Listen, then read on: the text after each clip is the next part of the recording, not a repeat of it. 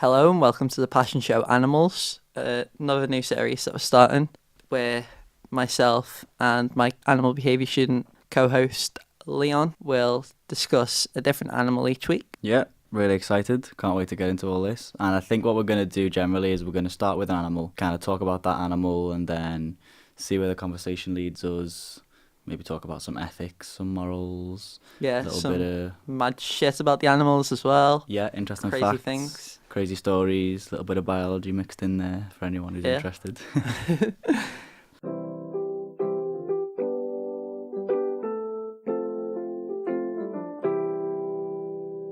Right, so let's get cracking with honey badgers then. What's the first thing you think of when you think of a honey badger? Badass. They are insane. They've won evolution. They're at the top of the leaderboard. They're Yeah. OP. Definitely OP. Yeah. Like, we're starting with the most powerful, and then we're just going to work down from here. Literally. So, like, the honey badger is, title of King of the Jungle, Lord of the Everglades. King of the world. King, ruler of the whole planet. It's top dog. Top dog without being a dog. So before we get into too much the badassery, we'll just tell you a little bit about what a honey badger actually is, in case you're not quite sure. So a honey badger is a mammal. It's a mustelid. It's related to weasels, badgers, otters, ferrets, martens, minks, and wolverines. Okay. Yeah. Which, in that group, there are some other badasses. So wolverines, I mean, we could probably talk about wolverines for a while some other time, because they're pretty badass. And otters as well. Otters are badass. Otters, yeah. There's a lot of interesting things to say about those. So yeah, that group, that's what honey badgers are. And I think you cannot talk about honey badgers without talking about our treasured Stoffel. One of my favourite individual animals on this planet. I think he deserves a benchmark in history. So, Stoffel, he lives at an African zoo. Yeah, so it's at the Moholoholo. I think it might be pronounced Moholoholo. He's at the Moholoholo Wildlife Rehabilitation Centre in Africa. Basically, Stoffel, he is a honey badger who is he doesn't misbehave. He just does whatever he wants. Yeah. With nothing. There's never anything in his way because he just takes it out his way. There can be nothing that can be in a honey badger's way, can there? So his story started off, he lived in a pen with his mate. They both stood on each other's shoulders. So one unlocked the cage from the lock at the bottom, and he unlocked the lock higher up. I think it was the other way around. I think he went on the bottom. Oh. Because I think, remember we saw the video, so Stoffel was underneath at the bottom of this door unlocking the things, and then the other female was at the top unlocking, and they'd open the door, and Stoffel would just stand at the door waiting for it to climb down before he escaped. They opened the cage how a regular-sized adult human would open the cage. Yeah.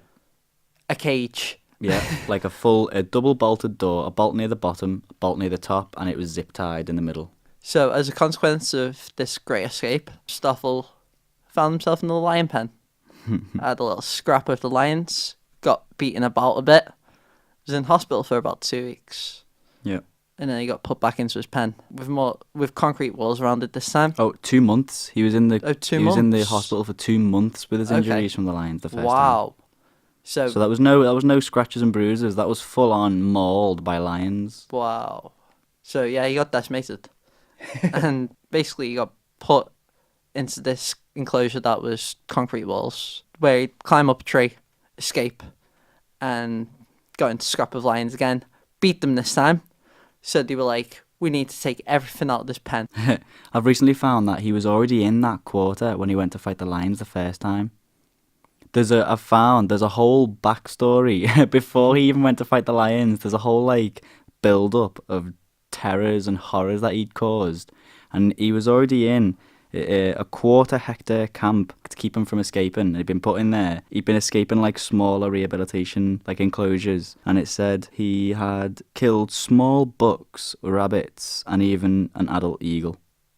Wow. In the rehabilitation centre. And like you said, he was terrorising because he was hand-reared. So he was familiar to humans, and that's why he was such a pain in the ass, because he'd just go into people's houses and go into camps and stuff like that and just mess it up and eat everything. Yeah. So yeah, after he escaped his high security facility to fight with the lions the first time, It says that he tried to escape to go and fight them again, but it doesn't really say what happened. So I'm not sure the Okay. second time if he was successful. I think he was. I think he might have been. I remember seeing something that he had them off the second time. I think he definitely did. I wouldn't put pretty it past sure. him. I wouldn't put Yeah. it past Stoffel. No doubt is to be played with in terms of Stoffel. So it might sound insane that this like tiny animal can take on a group of lions, but this is because honey badgers, they have really thick skin that they can move around inside this skin. Yeah. And they're also immune to bee stings because the honey badgers eat honey, so bee stings they're not bothered about bee stings. Yeah. They don't try and avoid it either. They just No. get stung. Yeah. Porcupine spikes. They're also immune to snake venom because one of their main sources of food is snakes. Yeah. So it's snake venom that can like really mess you up as a human. They just get bitten by it. They don't care. Yeah, so there was a 2015 paper that was written about how different mammals have adapted to be immune to different snake venoms, and honey badgers are in a group of mammals that includes, I think it was pigs, hedgehogs, and something else that I can't remember, that have become immune to snake venom. And because honey badgers prey on snakes, then they've got their own way of doing it. So it seems to be that, like, in terms of evolution, commonly you evolve to avoid danger. Yeah, They just evolve to deal with it. yeah. Like they'll be bulletproof before you know it. They probably already are. You've never heard of anyone trying to shoot one, have you? No. What happens? Is that like an unstoppable object? Or whatever? And they've also got these crazy claws so they can just tear anything to shreds. Yeah. So there was another paper that was published, and that was about the hunting behaviour of honey badgers. So they're predominantly scavengers, and they'll eat anything. And they do eat honey from hives, of course. But they do hunt sometimes, like live prey. And when they do, they gut it. So like they tear it from the stomach, and they eat exclusively high yield soft parts. So they disregard anything that's not as nutritious. They only eat the most, the juicy bits. And then they just discard the rest to be eaten by hyenas or jaguars or any other kind of scavengers in the area. And they're also black and white, so they don't want camouflage. They want animals to know that they're there. I'm not And- sure that's as much of a conscious decision as it Yeah, as it yeah. might I seem. mean, like the species. But like, but they're not bothered, regardless. So that they're quite small, about the size of a badger, of course, hence the name. And they're black and white, so like that's why they were named as such. So we saw a documentary that was a full-length documentary on YouTube, which included Stoffel. It's a really interesting thing. We'll link it in description. And that showed there was like a human camp, or I think it was just someone's house or whatever, and there was honey badgers like lurking about the back. But they were just there. They were just in your face. Like they weren't hiding. They were just in his bins, like looking at him, like, what the fuck are you looking at? two things happened in the documentary. The first, this honey badger and like a pack of hyenas came over and surrounded it. And it just ran at the hyenas and he ran away. Wasn't it? It was in the bin, wasn't it? And the hyenas Oh, came yeah, up to the yeah. bin, and it had like, so there was a bunny badger. There was a honey badger bum just hanging out the bin, and the hyenas are like sniffing about. Trying to like sneak up on it. And then Yeah. the honey badger just turns around and goes, It just turns around like, ah! Just tells it to piss off.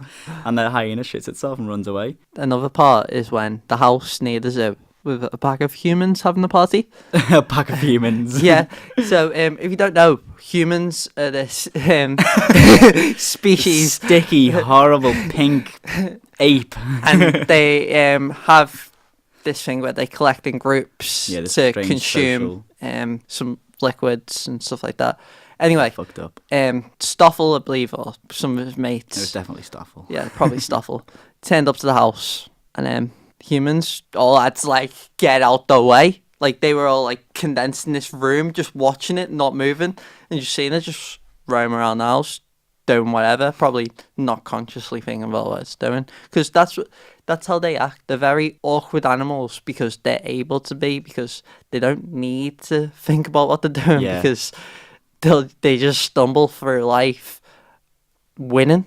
Yeah, so they're not stealthy, they're not sneaky, they're They're just confident. clumsy. They're clumsy, and they're like, they don't move around with grace, they just kind of amble about quite. So they have, the way that their limbs are just like displaced on their body is sort of outwards, they're sort of sidewards pointing their legs. So they kind of trot like a horse. They don't really sort of walk or run like dogs and cats and things like that. They kind of trot. So they look awkward to begin with. And the fact that they're so hard means that they wouldn't have had to change that gait. Like, they can just get away with moving like that. They don't need speed or anything like that. They've just got pure... They'd survive on pure reputation. And that's admirable, I think. It's brilliant. And the other animals in the animal kingdom, they know that reputation. Like giraffes, rhinos, lions, they're all running away when they see a honey badger. Honey badgers have been known to chase lions away from prey to steal the food. And so we should Like talk a my little... kill. Yeah, oh, that's my dinner now. You're not getting any of that. We should talk a little bit about what this reputation actually is referring to. On account of a honey badger, if it's, you know, trying to sort you out and it wants you out the way and you're not standing down, you haven't heard the news to stay out of its way, what a honey badger's technique of attack is, it will just lunge really, really quickly. It can project itself really quickly right at your balls. Yep. And it'll just clamp down and it'll just have them off. It'll just bite them right off. And it'll just That's what all these animals are scared of. They're not scared of being killed. They're scared of being castrated. Yeah, you see animals run away from it with their tail between their legs. As you would, and if I had a tail, that's where it would be. You know what I mean? On account of a honey badger. Because all the documentary crew, they had to wear cups, didn't they? Yeah. In case badgers just went for their balls. Yeah, so the guys were filming it, and they had, like, protective cups on, like, just in case one of them jumps. Oh, my God. I kind of feel bad calling these animals cool, because they're nasty. Yeah. They're horrible. However, they never do it. They barely ever have to do it because everyone knows about it. Do you think it's a myth? Well, There's a conspiracy. It's a conspiracy, but set up by the honey badgers. Yeah. For the honey badgers. So they go around telling everyone, I'll bite your balls off. Maybe once every 20 years. Yeah, every now and again they do it. They bite a giraffe's pup's balls off. Yeah, so that, and then tell everyone, and then they make sure to say that to the giraffe. You tell your mates, I've just bitten your balls off. Maybe they don't like the taste of balls. Probably hate it. That's why they're not called ball badgers. Yeah, testicle badgers. Testicle badgers. Yeah, so that's how they do it, and that's a pretty effective way of attack. Most animals kind of just fear it and just run away, and that, I think that causes a lot less conflict than it would just having a fight and being strong. I feel like that's the answer to the meaning of life, because they've got to figure that out, haven't they? Just well, for their meaning of any life. Confrontation, just go for the balls, you win. Yeah. However, that technique only works when they're not dealing with humans, of course. And that's a whole different box of frogs, isn't it? Don't go around kicking people in the balls. Oh, no. Well, yeah, don't do that. But what I meant was a honey badger's niche. The only thing that disturbs it is humans. The only thing that can get in the way, the only thing that can protect itself from getting bit in the balls on sight is a human, because we've got traps and guns and things like that. Poachers. Yeah. So honey badgers suffer from being killed and trapped by farmers in local areas, because they're a pest there. So in Africa, India, and general South Asia, where you get honey badgers roaming, you get farmers and people who have got agricultural land who don't want, because a honey badger will just walk onto your land and it'll go into your freezer and it'll eat your chicken and it'll kill your livestock if it wants to, but it'll eat your pig kill food. You if it wants to. It'll kill you if it wants to. So farmers quite logically trap them and sometimes kill them, and to get because they don't want to lose money and stuff like that. So what do you think? What do you think about that? From someone who's just say a normal standpoint on the ethics of killing animals or whatever, how would you go about that? It's a complicated one, because from the farmer's perspective, they're killing them to protect other animals. Yeah. And even if one's going for you, then you're gonna have to kill it. Yeah.